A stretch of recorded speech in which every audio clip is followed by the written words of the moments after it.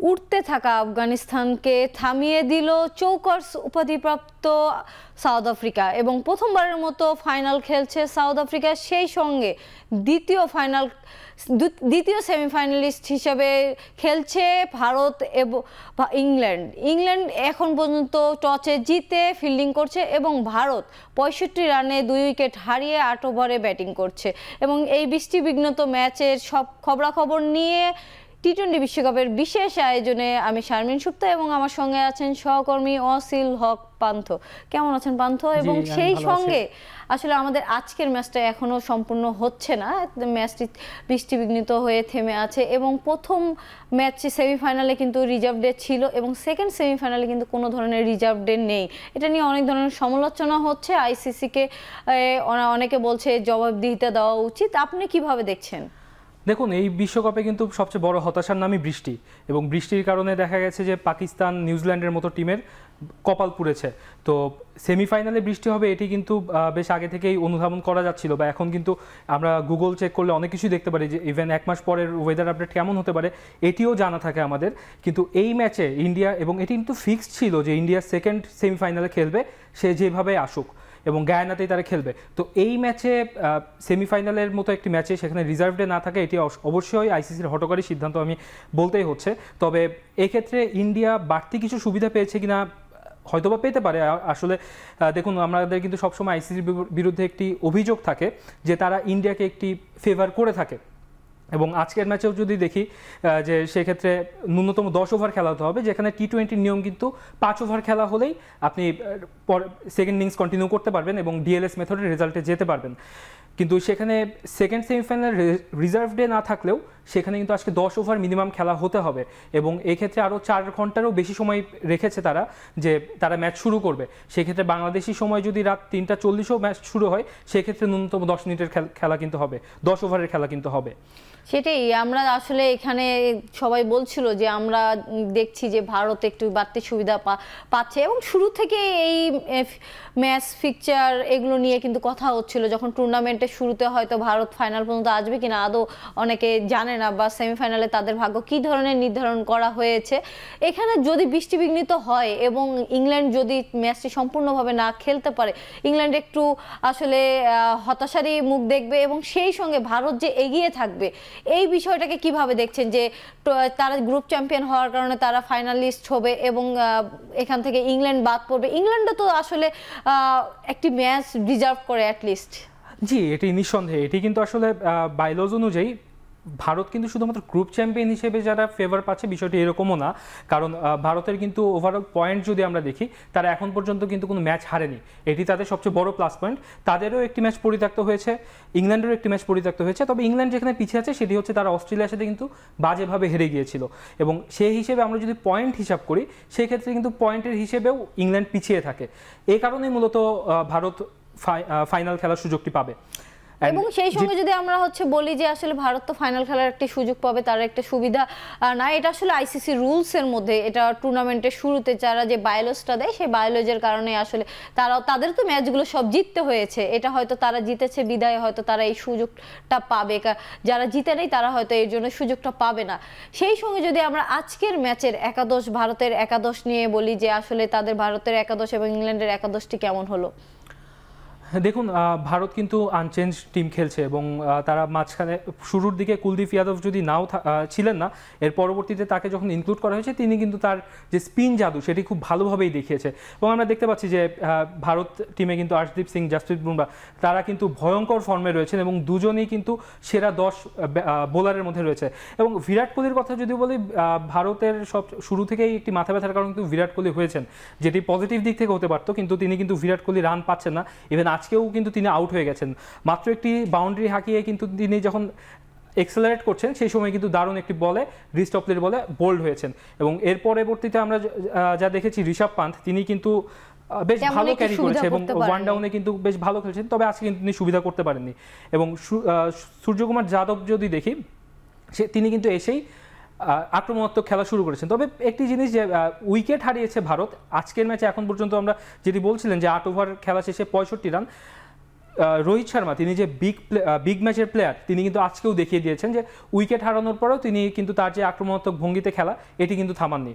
সেটাই, এবং ভারতের যে ব্যাটিং সাইড নিয়ে আমরা সবসময় বলি, টেস্ট, টি-20 বা ওয়ানডে যে কোনো ফরম্যাটে ভারত আসলে ব্যাটিংয়ে অনেক আগ্রাসী এবং যে কোনো টিমকে তাদের একমাত্র ব্যাটিং দিয়ে তারা হারিয়ে দিতে পারে। সেক্ষেত্রে দেখেন আপনাদের টপ যে ব্যাটার আমরা যাকে ধরি, সেখানে কিন্তু বিরাট কোহলি রান করছে না, তবু কিন্তু এটার ছিটে ফোটাও কিন্তু প্রভাব পড়ছে না ভারতের ব্যাটিংয়ে। এইটার কারণটা কি? ভারতের ব্যাটিং লাইন আপ, নাকি আসলে ভারতের ব্যাটার্সরা আসলে আইসিসি টুর্নামেন্টগুলোতে ভালো ব্যাটিং করে? আসলে দেখুন, এটি আমার কাছে মনে হয় এটি পুরোটাই মনস্তাত্ত্বিক বিষয়। আপনি যদি আকসার প্যাটেলকে যদি দেখেন, তিনি কিন্তু ভারতের একাদশে 9 নম্বরে আছেন, 8 নম্বরে রয়েছেন। তো সেক্ষেত্রে এটি কিন্তু লোয়ার অর্ডারে বলা যায়, কিন্তু এরপরেও তার ব্যাটিং দেখে কিন্তু আপনি বলবেন না যে তিনি কোনোভাবেই 8 নম্বরে ব্যাটিং করার মতো ব্যাটসম্যান। তাদের ব্যাটিং লাইন আপটাই এত বড়, এবং এটির পিছনে অবশ্যই আইপিএলের একটি বড় ভূমিকা রয়েছে। যে কারণ আপনি যত বড় ম্যাচ খেলবেন, যত বেশি বড় ম্যাচ খেলবেন, যত প্রেশারের ম্যাচ খেলবেন, দেখুন আইপিএলে তাদের ঘরের মাঠে খেলা হয় এবং দর্শক প্রেশারটা কিন্তু অনেক বেশি থাকে। এবং আপনিও যেহেতু জাতীয় দলে খেলেন, আপনি জানেন যে দর্শকের যে প্রেশার এটি কিন্তু অন্য রকমের চাপ নিয়ে খেলতে হয়। তো এই ক্ষেত্রে তাদের আসলে বড় ম্যাচের যে চাপ, এটি কিন্তু তারা অনেক বেশি সাবলীল হয়ে খেলেন। যে তাদের কাছে দেখে মনে হয় যে তারা যখন বড় টুর্নামেন্টে খেলতে নামে, তাদের দেখে মনে হয় যে তারা লিগ ম্যাচ খেলতে নামছেন এবং খুব রিল্যাক্সে এবং খুব চাপ নিয়ে খুব সুন্দরভাবে সাবলীল খেলা খেলতে পারে। এবং আইপিএল এ যারা ম্যাচ খেলে তারা কিন্তু অনেকগুলো প্রেশারাইট ম্যাচ পায়, এবং তারা যে প্রেশারটা নিয়ে অনেকগুলো ম্যাচ তারা খেলে, এবং অনেক লোকাল প্লেয়াররাই কিন্তু ম্যাচগুলো জিতে দেয়। এমন না যে তারা ওভারসিজ প্লেয়ারের উপরে ডিপেন্ড করে, সেই ধরনের না। এবং এর জন্যই হয়তো আইপিএল থেকে যাদের সিলেক্ট করা হয় তারা এসে কিন্তু খুব সাবলীল ক্রিকেট খেলে, এবং দেখে মনেই হয় না যে তাদের এক্সপিরিয়েন্সের প্রয়োজন আছে। তাদের মোস্ট এক্সপিরিয়েন্স কিন্তু তারা আইপিএল থেকেই গেদার করে আসে। এই যে আইপিএল এবং ইন্ডিয়ার যে হচ্ছে ব্যাটিং লাইন আপ বলেন, বোলিং লাইন আপ বলেন, আপনি বলতেছিলেন মনোতাত্ত্বিক গেম, এই জিনিস পুরোটাই আসলে আইপিএল থেকে তারা অনেকটা ক্যারি করে আসে। সেই সঙ্গে যদি আপনি ইন্ডিয়ার বলারদের কথা বলেন, ইন্ডিয়ার বোলিং সাইডও কিন্তু কম নয়, এবং ইন্ডিয়ার পেসারদের তো এখন ধরা ছোঁয়ার বাহিরে। তাদের টি-20তে বেস্ট পেসার দুইজন এখন টপে আছেন। আর আমরা যদি বলি যে আর্শদীপের কথা যদি বলি, সেই সঙ্গে বুমরার কথা যদি বলি, বুমরা মাত্র 4 ইকোনমি দিয়ে বল করছে। আপনি বোলিং সাইডটাকে কিভাবে দেখবেন? দেখুন, ইন্ডিয়ার বোলিং লাইন আপও নিঃসন্দেহে অসাধারণ, এবং তারা কিন্তু পেস বোলাররা কিন্তু অসাধারণ ফর্মে রয়েছে। এবং মাঝখানে মোহাম্মদ সিরাজ, তিনিও কিন্তু যে খুব খারাপ বোলিং করেছিলেন বিষয়টি এমন না, কিন্তু পরবর্তীতে শিবম দুবে যেহেতু মিডিয়াম পেস করতে পারেন, সেই ক্ষেত্রে কুলদীপ যাদবকে ইনক্লুড করা হয়েছিল টিমে, এবং তিনি তার পারফরমেন্স দিয়ে পরবর্তী ম্যাচগুলোতে তিনি একাদশে জায়গা করে নিয়েছেন। অ্যান্ড ইন্ডিয়ার বোলিং লাইন আপনি আসলে দেখুন, গেল 2 দশক আগেও কিন্তু ইন্ডিয়ার বোলিং লাইন আপ নিয়ে সবার একটি আক্ষেপের জায়গা ছিল ইন্ডিয়ার বোলিং লাইন আপ, কিন্তু পরবর্তীতে আইপিএলের কথা বলছিলাম যে আইপিএল যখন থেকে শুরু হয়েছে এরপর থেকে কিন্তু যদি দেখি আমরা পর্যায়ক্রমে কিন্তু ইন্ডিয়ার বোলিং লাইন আপ দিনে দিনে ভালো হয়েছে, এবং তারা যে কোয়ালিটি পেসার পাচ্ছে। ইন্ডিয়ার একটি খুব হতাশাজনক বিষয় ছিল যে তাদের কোয়ালিটি পেস বোলার নেই, এবং সেক্ষেত্রে আমরা যদি দেখি জহির খান বা আশিস নেহরার পরবর্তীতে যে এখন পর্যন্ত যে লেগেসিটা, এটি কিন্তু জাসপ্রীত বুমরা বা আর্শদীপ সিংরা খুব ভালোভাবে ক্যারি করে গেছেন। ইন্ডিয়ার বোলিং, ব্যাটিং এবং ফিল্ডিং তিনটি একদম যেন প্যাকেজ ধামাকা একটি জিনিস।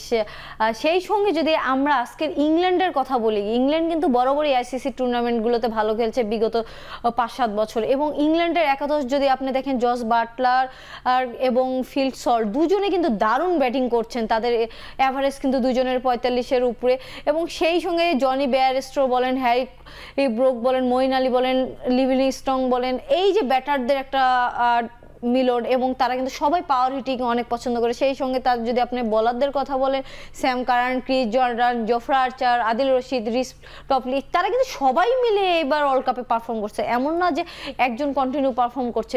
এই ইংল্যান্ড টিমটাকে কিভাবে দেখছেন? একটি মজার বিষয় হচ্ছে, গেল যে শেষ বিশ্বকাপ ছিল, টি-20 বিশ্বকাপ ছিল, সেখানেও সেমিফাইনালে কিন্তু এই দুটি দলে মুখোমুখি হয়েছিল, এবং সেই ম্যাচেও কিন্তু ইংল্যান্ড পরে ব্যাটিং করেছিল, এবং আজকেও কিন্তু ইংল্যান্ড পরে ব্যাট করছে। এবং সেই দল থেকে কিন্তু জস বাটলার, তিনি কিন্তু সেই ম্যাচে ম্যান অফ দ্য ম্যাচ ছিলেন, এবং তিনি কিন্তু এক হাতে বলা যায় যে জস বাটলার মানে 10 উইকেটে জিতে গিয়েছিল ইংল্যান্ড।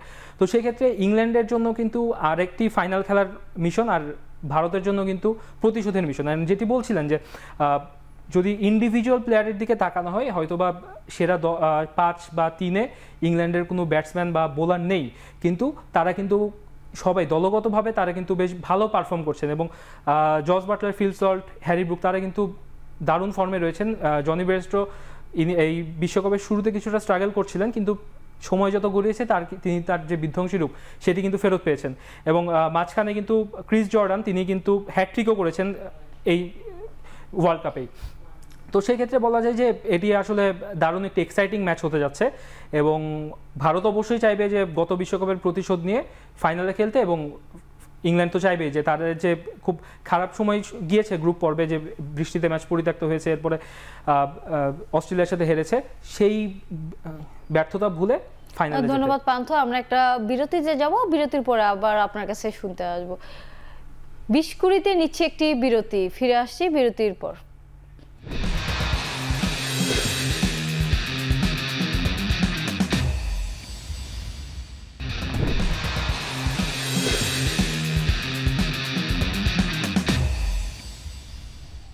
ফিরে এলাম বিরতির পর। আপনারা দেখছিলেন 20-20।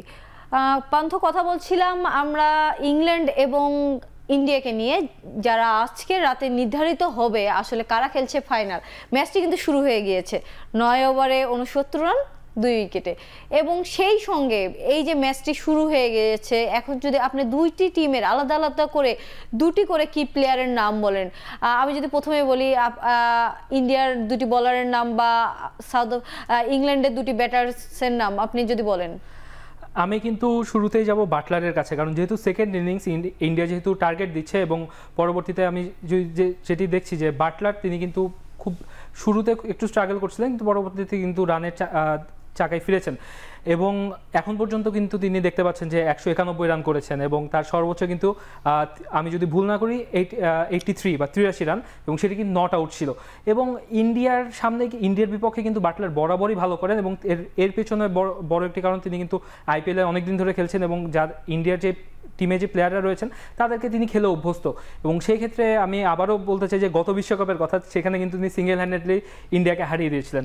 এবং আরও একজন ব্যাটসম্যানের কথা যদি বলি, সেক্ষেত্রে সেটি হচ্ছে ফিল সল্ট, বাটলারের যে ওপেনিং পার্টনার, তিনিও কিন্তু বেশ ভালো ফর্মে রয়েছেন এবং তিনিও কিন্তু 180-র উপরে রান করেছেন, আপনারা দেখতে পাচ্ছেন যে। এবং তারও কিন্তু সর্বোচ্চ স্কোর যদি দেখি 87 রান, এবং তিনি কিন্তু 183 রান করেছেন। সো সেক্ষেত্রে আমি কিন্তু শুরুতেই বলছিলাম যে ইংল্যান্ডের যে সবাই ইন্ডিভিজুয়াল কোনো প্লেয়ার খুব বেশি ভালো করেছেন, যে 200 বা 250 রান করেছেন এমনটি না, কিন্তু সবাই কিন্তু মিডিওকার খেলেই দলকে কিন্তু সেমিফাইনাল পর্যন্ত পৌঁছে দিয়েছেন। এবং এই যে আপনি দুটি ব্যাটসম্যানের নাম বললেন, এই ব্যাটার দুইজনকে একমাত্র থামিয়ে দেওয়ার জন্য কিন্তু আমরা বলতে পারি যে ভারতের দুইজন পেস বোলার আছে। যদি আপনি আর্শদীপ এবং সেই সঙ্গে বুমরাকে নিয়ে বলতেন। আমি শুরুতে যাবো আর্শদীপের কাছে, কারণ আর্শদীপ কিন্তু শুরু থেকেই কিন্তু তিনি পাওয়ার প্লেতে বল করে থাকেন। সেক্ষেত্রে তিনি একটু ইকোনমিটা একটু বেশি, 7-এর উপরে ইকোনমি, যেটি হয়তো বা বুমরার সাথে কম্পেয়ার করলে একটু খারাপ দেখাবে, কিন্তু এরপর টি-20তে কিন্তু 7 ইকোনমি খুব বেশি কিছু না। এবং তিনি কিন্তু 11 গড়ে উইকেট পেয়েছেন, আপনারা দেখতে পাচ্ছেন, এবং তিনি কিন্তু 15 উইকেট পেয়েছেন এবং বিশ্বকাপে এখন পর্যন্ত দ্বিতীয় সর্বোচ্চ উইকেট টেকার। সেক্ষেত্রে তার সামনে কিন্তু সুযোগ থাকছে এই ম্যাচে হাইস্ট উইকেট টেকার হওয়ার জন্য, যেহেতু আফগানিস্তানের বোলার ফাজলে হক ফারুকি সে কি নাই। জি অবশ্যই, ফাজলে হক ফারুক কিন্তু 17 উইকেট নিয়ে এবার বিশ্বকাপ শেষ করেছে, এবং আর 2টি উইকেট পেলে কিন্তু তিনি শীর্ষে চলে যাবেন আর্শদীপ সিং। তো সেক্ষেত্রে এটি তার সামনে একটি বড় সুযোগ, যে ইয়াং প্লেয়ার ইতিমধ্যেই দ্বিতীয় বিশ্বকাপ খেলতে এসছেন, টি-20 বিশ্বকাপের কথা যদি বলি, তো সেক্ষেত্রে এটি অবশ্যই তাকে মোরালে অনেক বুস্ট করবে। এবং আরেকজনের কথা বলছিলেন, সেটি হচ্ছে জাসপ্রীত বুমরা। আমরা দেখেছি যে তিনি কিন্তু সবসময় আইপিএল থেকে শুরু করে জাতীয় দল, তিনি কিন্তু তার যে ফর্মের কনসিস্টেন্সি, তার যে অভিষেকের পর থেকে তিনি যে মিস্ট্রি বলার ছিলেন, সেটি কিন্তু এখন পর্যন্ত ধরে রেখেছেন। এবং এই বিশ্বকাপে কিন্তু তিনি এখন পর্যন্ত 11 উইকেট পেয়েছেন, এবং তার ইকোনমিটি কিন্তু 4-এর আশেপাশে বা 4.5 অ্যারাউন্ড এমন, এবং এটি কিন্তু অসাধারণ বোলিং বলতে হবে। টি-20-র জন্য কিন্তু এটা ইমপ্রেসিভ একটি জায়গা, যে ইকোনমি আপনি 4.8 আপনি বল করছেন, এটা কিন্তু আসলে যে কোনো দলের জন্য অন্য টিমের যে রানটা গুটিয়ে দেওয়ার মূল অস্ত্র কিন্তু এইটা। সেই সঙ্গে যদি আমরা বলি আজকে আসলে ম্যাচটি এখন হচ্ছে, এবং সেই সঙ্গে আমরা ইন্ডিয়া বেশ ভালোভাবেই রানটা করার চেষ্টা করছে, এই প্রেডিক্টেবল রানটা কেমন হতে পারে? দেখুন 8 ওভারে যেহেতু 80 রান করে ফেলছে ইন্ডিয়া, 9 ওভারে 69 ছিল আমরা যতটুকু দেখেছি। ইন্ডিয়া অবশ্যই ট্রাই করবে রান 180-র কাছে নিয়ে যেতে। আমি যতটুকু জানি এই উইকেটে গায়ানার মাঠে কিন্তু 146 রান হচ্ছে এভারেজ স্কোর, এবং অবশ্যই 146, এবং বৃষ্টি হয়েছে, সেক্ষেত্রে ইন্ডিয়া কিছুটা তো সমস্যা হবে, যেহেতু আউটফিল্ড কিছুটা স্লো হয়ে যাবে এবং এক্ষেত্রে ইংল্যান্ডের বোলাররা কিন্তু কিছুটা সুবিধা পাবেন, বল স্কিট করবে। তো সেক্ষেত্রে এরপরেও কিন্তু ইন্ডিয়ার ব্যাটিং লাইন আপ যেহেতু অনেক লম্বা, সেক্ষেত্রে ইন্ডিয়ানরা ট্রাই করবে যে 180-র মতো রান নিয়ে যেতে, কিন্তু আমার কাছে মনে হয় যে 160 থেকে 180-র মধ্যেই থাকবে। তবে এবং গায়ানার মতো উইকেটে আসলে এই যে প্রথমে ব্যাটিং করছে ইন্ডিয়া, এবং টসে কিন্তু ইংল্যান্ডই জিতেছিল। ইংল্যান্ড হয়তো তার সিদ্ধান্তটা নিয়েছে যে তারা ফিল্ডিং করবে, কারণ আমরা সকালের ম্যাচটাও দেখেছি, সেখানে খুব লো স্কোরিং হয়েছে এবং সেখানে কিন্তু টসে জিতে আফগানরা ব্যাটিং করার সিদ্ধান্ত নিয়েছিল। হয়তো আজকে আফ্রিকান ক্যাপ্টেন হয়তো টসে হেরে গিয়ে নিজেকে সৌভাগ্যবান ভাবছেন, কারণ উইকেটটা আসলেই, উইকেট নিয়েও সমালোচনা ছিল, উইকেটটা তেমন কোনো ভালো ছিল না। কিন্তু আমরা কিন্তু আজকের রাতের খেলাটা যদি দেখি তাহলে কিন্তু সেখানে উইকেট বেশ ভালো, ব্যাটে বল আসছে এবং এখন পর্যন্ত রোহিত শর্মা ব্যাটিং করছে। এবং এই রানটা আপনি যেটা বললেন 180 যদি রান হয়, সেক্ষেত্রে ইংল্যান্ড কতটুকু আসলে এই রানটাকে ক্যাপাবল রিচ করতে? দেখুন, ইংল্যান্ডের যে যেমন বিধ্বংসী ব্যাটিং লাইন আপ, সেখানে আপনি যদি 200 রানও করেন যে কোনো উইকেটে, সেটি কিন্তু সেফ না। কিন্তু এরপরেও ইন্ডিয়ার সবচেয়ে বড় অস্ত্র যে তাদের কোয়ালিটি বোলিং লাইন আপ রয়েছে এবং তারাও কিন্তু খুব ভালো ফর্মে রয়েছে। এবং ইংল্যান্ডের একটি সমস্যা বলতে হয় যে তাদের ব্যাটসম্যানরা কিন্তু খুব বেশি কনসিস্টেন্ট না। তারা বড় রান চেস করতে গিয়ে কিন্তু মাঝখানের জুটি ছিল, মাঝখানে একটি ম্যাচে হ্যারি ব্রুক এবং সাউথ আফ্রিকার সাথে যে ম্যাচটি ছিল, সেখানে হ্যারি ব্রুক ও লিভিংস্টোন অনেক চেষ্টা করেছিলেন, কিন্তু শেষমেশ গিয়ে কিন্তু 5 রানে হেরেছিলেন ম্যাচটি। তো সেক্ষেত্রে ইংল্যান্ডের এই বিশ্বকাপে কিন্তু ব্যাটিং লাইন আপ খুব বেশি কনসিস্টেন্ট না, এটি একটি মাথা ব্যথার কারণ। তবে অবশ্যই আপনি ইংল্যান্ডের দিনে যদি 2 জন ব্যাটসম্যান দাঁড়িয়ে যান, খুবই চেজেবল। বাট এরপরেও আমি এগিয়ে রাখবো ভারতকে, কারণ যেহেতু বিশ্বকাপের মঞ্চে এবং তাদের মধ্যে কিন্তু একটি প্রতিশোধের তারা রয়েছে।